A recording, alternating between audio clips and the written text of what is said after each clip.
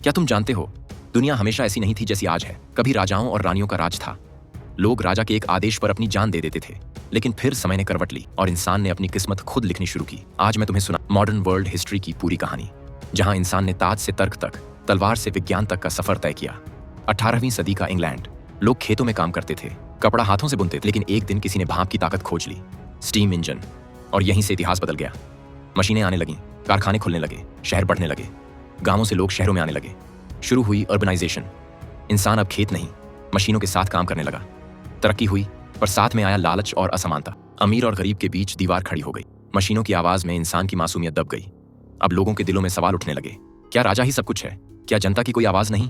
America ने कहा, no taxation without representation. 1776 में अमेरिका ने ब्रिटेन से आजादी की घोषणा की। पहली बार दुनिया ने देखा कि जनता भी राजा को हरा सकती है। यह थी लोकतंत्र की पहली बड़ी जीत। इसी समय फ्रांस में जनता भूखी थी और राजा ऐश कर रहा था। जनता ने कहा, अब बहुत हुआ, और उठी क्रांति की आग। लिबर्टी, इक्वालिटी, फ्रेटर्निटी के नारों के साथ 1789 में पेरिस की सड़कों पर खून बहा और ताज गिरा। राजा लुई 16 का सिर काट दिया गया। अब जनता ने सीखा कि सत्ता हमेशा ताकत से नहीं, विचार से बदलती है। फ्रांसीसी क्रांति की राख से उठा एक नया नाम, नेपोलियन बोनापार्ट, एक सैनिक जिसने कहा, मैं क्रांति का पुत्र हूं। वह पूरे यूरोप का सम्राट बन गया। लेकिन जब अहम बढ़ा, तो वही इतिहास जिसने उसे ऊपर उठाया, उसी ने उसे गिरा दिया। रूस की बर्फीली जमीन पर उसकी सेना बिखर गई। नेपोलियन की कहानी सिखाती है, ताकत जब घमंड बन जाए तो साम्राज्य मिट जाते हैं।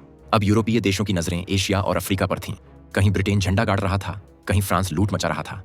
भारत, अफ्रीका, दक्षिण अमेरिका सब उपनिवेश बन गए। इसे कहा गया, व्हाइट मैन्स बर्डन। सभ्यता के नाम पर दुनिया को लूटा गया।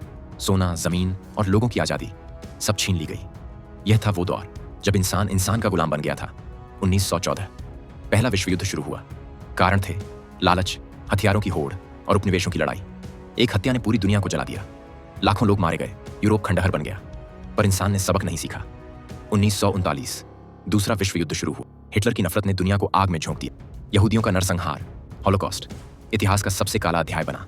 और फिर अमेरिका ने हिरोशिमा और नागासाकी पर बम गिरा। धरती चीख उठी, इंसानियत रो पड़ी।